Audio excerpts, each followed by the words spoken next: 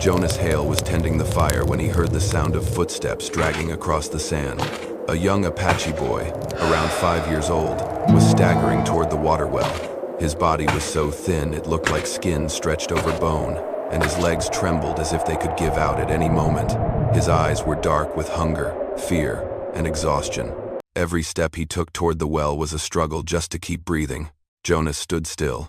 In that moment, he saw again the faces of war children he had once encountered, lost, terrified, surviving on nothing but instinct. His heart tightened. Without a word, Jonas slowly opened the cabin door, placed a warm piece of cornbread on the porch step, and pointed to it. "Come here, have something to eat." The boy looked at him, hesitant, but hunger was stronger. He rushed to the cornbread, devouring it as if time itself was fighting to take his life. Jonas stood quietly nearby, never touching the child, just letting him know that this place held no danger. Once his stomach was calm, the boy dragged himself onto the porch and fell asleep right there on the wooden plank floor, his breathing weak but steadier. Jonas gently covered him with a thin blanket and stood watching for a long moment before heading back inside. The next morning, as the first light of day touched the well, the boy was gone. All that remained on the porch was the blanket, neatly folded, a silent thank you from a child who had just escaped death's grip. Jonas looked at the blanket, and something strange stirred inside him, as if a part of his buried humanity had just been touched. By noon the next day, the sun over Red Bluff scorched the earth like a burning blade, searing the dry ground. Jonas was stacking firewood behind the barn when he heard hurried footsteps on the sand. Not one person, two. He turned around. The Apache boy from the day before was standing by the fence. But this time, he was not alone. Right behind him stood a tall Apache woman, broad-shouldered like a warrior, with strong arms marked by sun and wind, but in her deep, dark eyes, there was no strength, only exhaustion. Pushed to the edge of despair, she held the boy's hand, her fingers trembling slightly from hunger and too many sleepless nights. As Jonas stepped closer, the boy immediately pressed against his mother's leg. His eyes were anxious, but he recognized Jonas. He was not as afraid as he had been the day before. The woman tried to stand straight, but her breathing was labored. She spoke in rough, weary English, her voice hoarse from thirst and fatigue. "Please, let us stay the night. We have been hunted for many days. No food, no water, please."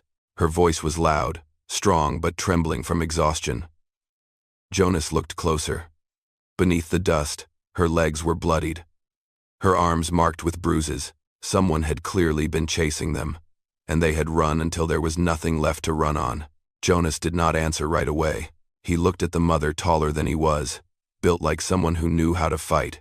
Then at the boy, his face gaunt, wide eyes filled with both hope and worry, unsure if Jonas would turn them away. Jonas let out a long breath and opened the cabin door wide. "Come in. No one will harm you here." The woman blinked, as if she could not believe what she had just heard. The boy tugged gently at her hand. "Mom, that's the man who gave me food." Jonas paused for a moment at the sound of the boy's voice, clearer than yesterday. No longer just the whisper of someone barely clinging to life. He gave a faint smile. "Come on in, little one. It is cooler inside." As they stepped into the cabin, the woman's shoulders like walls sagged, as if she had just laid down the weight of the world at Jonas's doorstep. Jonas poured a glass of water and slid it toward her. "Drink. You are safe. Now." The woman took the glass in her scarred hand, her eyes glowing with a deep, wordless gratitude, the kind that only comes when someone walks through despair and finally touches a sliver of peace. The boy sat closer to Jonas this time, no longer shrinking away like he had the day before. Jonas looked at the mother and her child, then quietly wondered to himself, a man living alone in Red Bluff, was he ready for his life to change? The answer, he knew, had already begun the moment he opened that door. That afternoon was gentler than most. After eating a bit of cornbread and drinking some water, the boy Tawi fell asleep right on the wooden bench near the stove. Jonas quietly laid a blanket over him, then turned to look at the boy's mother, Saka. She stood silently for a long moment, as if trying to believe that this place truly was safe. Her tall frame and broad shoulders, like a mountain wall that once seemed untouchable, now trembled slightly like grass caught in a cold wind. Jonas spoke softly. You should get some rest. You look like you are worn out. Sokka shook her head, her voice still hoarse but firm. No, let me help. I do not want to be a burden. She did not wait for him to respond. Instead, she began scanning the worn-down cabin. Within minutes, she had tied up the torn curtain, gathered loose firewood, and checked the porch roof. Her movements were quick, decisive, and strong, so much so that Jonas found himself simply watching, unable to interrupt.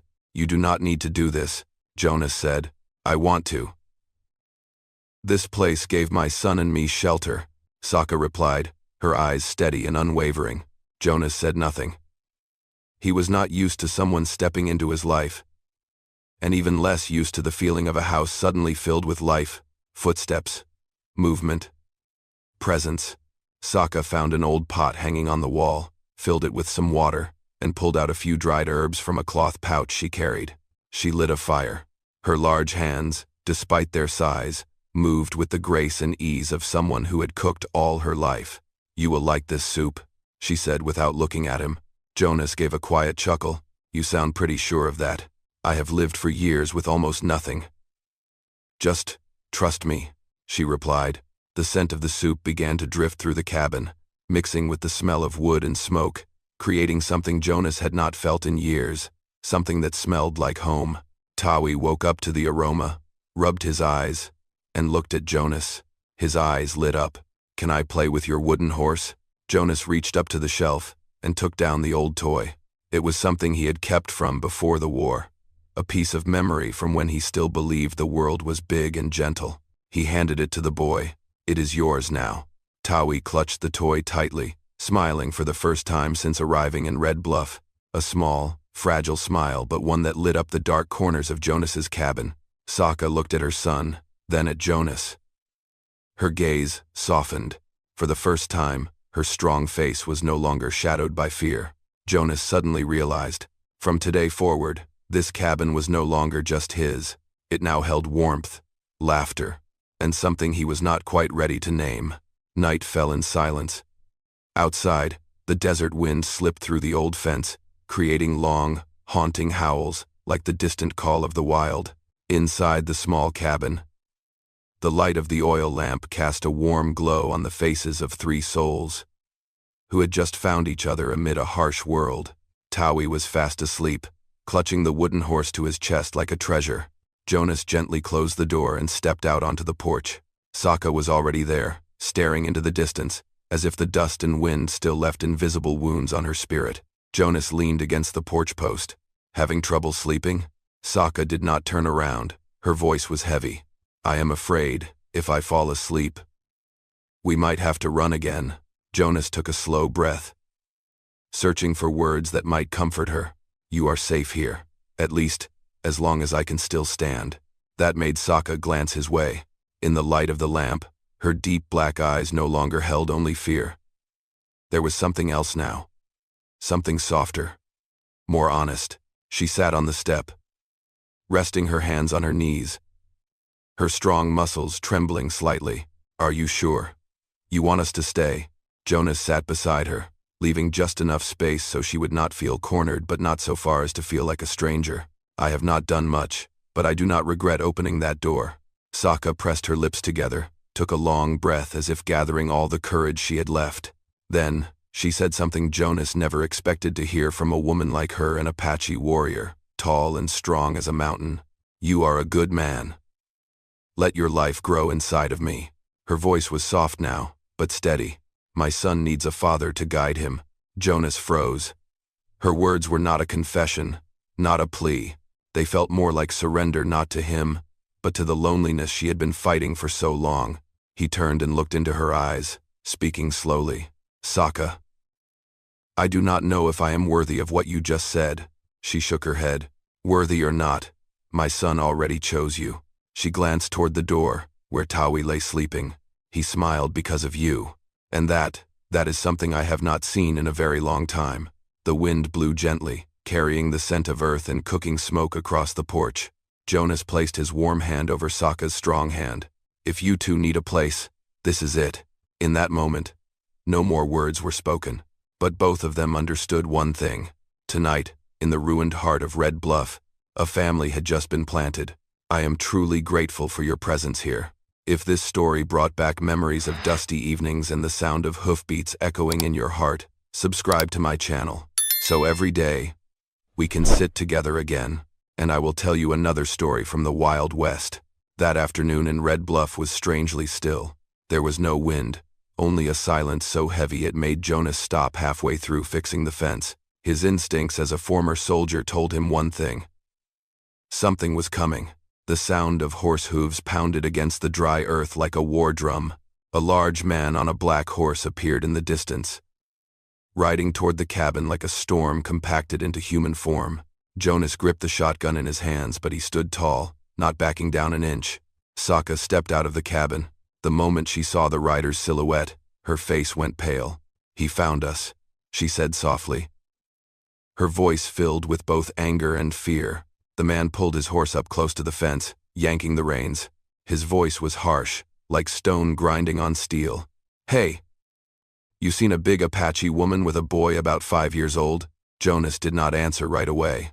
He studied the man from head to toe, the scar across his face, the cruel eyes, the smirk of someone used to hurting others to prove his power. Jonas had seen men like that before on the battlefield, brave when facing the weak, but trembling when faced with true resolve.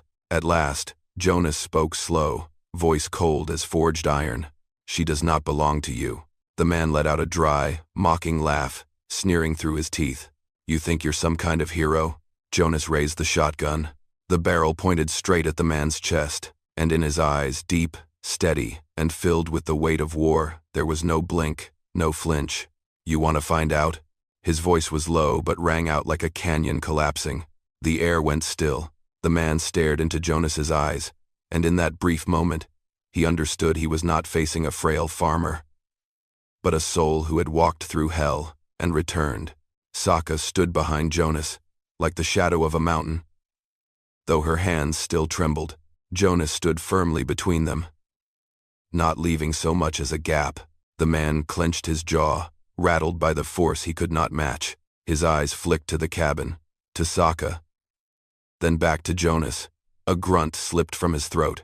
He yanked the reins. The horse turned. He rode off without looking back. As the sound of hooves faded completely, Sokka exhaled, her shoulders collapsing like she had just slipped free from invisible chains. Jonas placed a steady hand on her shoulder. "He is not coming back." Sokka looked at him, not with fear, but with absolute trust. And in that quiet afternoon, Jonas understood. He had not just protected her from a man who hunted her.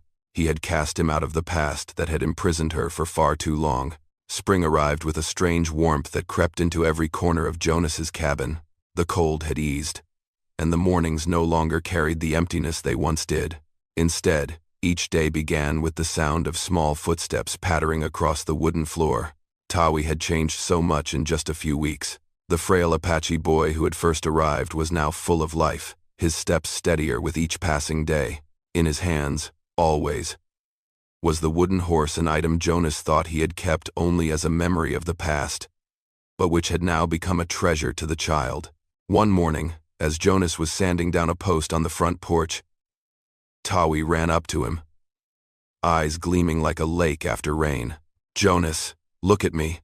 The boy jumped forward with a big leap, then grinned, flashing small, bright white teeth. Jonas laughed. "You're stronger than before." Tawi scooted closer, standing beside Jonas like it was the most natural place in the world. After a moment, the boy tugged at his shirt. You're not gonna leave me and Mama, right?" Jonas froze mid-motion. Then he placed his hand on the boy's head, gentle, but firm. "I'm right here. I'm not going anywhere." Tawi smiled, a real smile, free of worry. Then he dashed back inside, leaving Jonas standing still for a moment. That question. It was both a promise and a quiet recognition that his life had taken a new path. In the kitchen, Sokka was stirring a fresh pot of soup. When Tawi came in and proudly shared what had just happened, she looked out toward the porch. In that brief moment when their eyes met, neither she nor Jonas said a word. They did not need to. Both understood the quiet change growing between the three of them. That afternoon, Sokka came out to help Jonas move a pile of firewood. She lifted a large log like it was a twig. Jonas chuckled. "You're strong." Sokka shrugged. "Apache people have to be strong to survive." Jonas answered, "You don't have to be strong here." Sokka paused and set the log down. Her eyes softened in a way that only those who had lived through deep pain could. She said quietly, "Tawi, he trusts you." "And that doesn't happen often." Jonas stepped forward close enough for his words to reach her with warmth. "I trust both of you, too." The spring wind blew through Red Bluff, carrying with it the scent of good earth and new life. And in that moment, Jonas understood. He was no longer living for himself. A family had taken root on this harsh land, and he was a part of it. Night was falling, and the deep purple of dusk wrapped itself around the distant cliffs.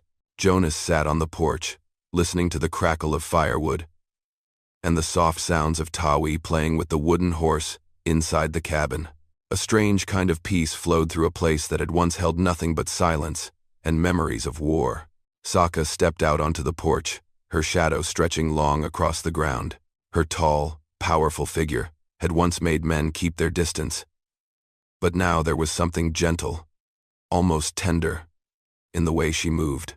She sat down beside Jonas, silent for a long while, as if waiting for her heart to speak, before her voice did. Jonas glanced at her, his voice low and warm. "Are you all right?" Sokka clasped her hands together, a gesture Jonas had rarely seen from her. This was a woman who had fought, who had carried the weight of the sky on those strong shoulders. And yet in this moment, she looked like someone afraid of losing something fragile. "I am not used to days this quiet," she said softly, her gaze fixed on the horizon. "Tawi and we have never had a place to stop and stay." Jonas understood that feeling. He too had once believed all he had left was war and solitude. Sokka turned to him, looking straight into his eyes. "That day, when you stood in front of him, you were not afraid." "Why?" Jonas narrowed his eyes, remembering the man. "Because I had to protect you too." That mattered more. A gentle breeze lifted Sokka's long hair across her shoulder. She spoke then, her voice low and honest, so much so that Jonas felt every word land deep. "Tawi trusts you, Jonas. He has never trusted anyone but me." Then she placed her large, warm, strong hand over his. "And I trust you too." Jonas felt the warmth move through his skin, slow but steady, like a hidden spring finding its way to the surface. He asked softly, "What do you trust in me?" Sokka's gaze did not waver. "I trust that you will not leave us behind. I trust that you are a better man than this world ever gave you credit for." Inside the cabin, Tawi's laughter rang out pure, carefree, as if to place a perfect period at the end of his mother's sentence. Jonas gave her hand a gentle squeeze, answering her trust with a promise that needed no words. "I am here for both of you." Sokka leaned her head against Jonas's chest, her breathing slowing, as if she had finally found a new rhythm of life. And beneath the rising moon, a strong Apache warrior finally allowed herself to lean on someone. Red Bluff was no longer just a place to hide. It was becoming a home. That morning, dawn arrived more slowly than usual. Pale golden light spread over the hills, slipped through the cracks in the cabin walls, waking to the soft scent of coffee and the steady breathing of three people learning how to belong to one another. Jonas opened the door and stepped onto the porch. The early breeze brushed against his face, cool and fresh, a feeling he thought he might never experience again. On the ground, Tawi's small footprints zigzagged across the yard, as if the boy had gotten up early to play before the sun rose. A moment later, the cabin door opened softly. Tawi burst out, hugging his wooden horse to his chest. "Jonas, can we go down to the creek today?" Jonas leaned down and tousled the boy's hair. "Of course we can. But first, breakfast." Tawi nodded eagerly, then dashed back inside like a little whirlwind. Sokka stepped out behind her son, her long hair falling over her strong shoulders, her face carrying a sense of ease Jonas had never seen before. The Apache woman, who once breathed fear with every step, now seemed more at peace. As if this harsh land had finally opened its heart to her. She stopped beside Jonas, looking out across the open space, where only wind and sun touched the earth. "For the first time in years, I do not want to run anymore." Jonas turned to her not because her words surprised him, but because of how she said them softly, truthfully, weighted with quiet hope. He replied gently, "You do not have to run. Not as long as you have me, and this place." Sokka was silent for a moment, then spoke in a warm, grounded voice. "Taui called you his father when he thought I could not hear. He said, 'Father will protect me.' And I knew. He had already chosen you." Jonas drew in a quiet breath. A man who once believed all he had left was loneliness was now standing before something far greater, a family. He placed his hand over Sokka's strong hand, gave it a gentle squeeze. "I am not here to replace anyone, but I will do everything I can to keep you both safe." From inside the cabin, Taui's voice rang out, "Papa Jonas, I'm hungry." Jonas laughed. Sokka did too. Her smile, rare, beautiful, and genuine, seemed to warm the sun-drenched stillness of Red Bluff. The three of them walked into the cabin. On the table was a small cooking fire, a warm pot of soup, and a few simple wooden bowls. Not lavish, not complete, but enough for a home. No one said it out loud, but they all knew. They were no longer wandering souls. They had found each other, and Red Bluff, a land once ruled by wind and silence, had become their home. Dear friend, love cannot erase the past, but it softens the shadows we thought we'd carry forever. Everyone bears a wound, some hidden in silence, others worn like stones on the shoulders. But when love arrives, it does not ask us to be strong right away. It simply asks us to open a small door. Through that door, kindness enters, and stitches together the pieces we believed were beyond repair, and we come to realize what heals us is not time, but another heart, patient enough to stay. Wherever you are, I hope you are always loved and protected. I love you, dear audience of Wild West storytelling. Let me know what this story meant to you. Leave a comment below. Type the number 8 if this story touched your heart. And do not forget to subscribe to the channel for more thrilling tales from the Wild West.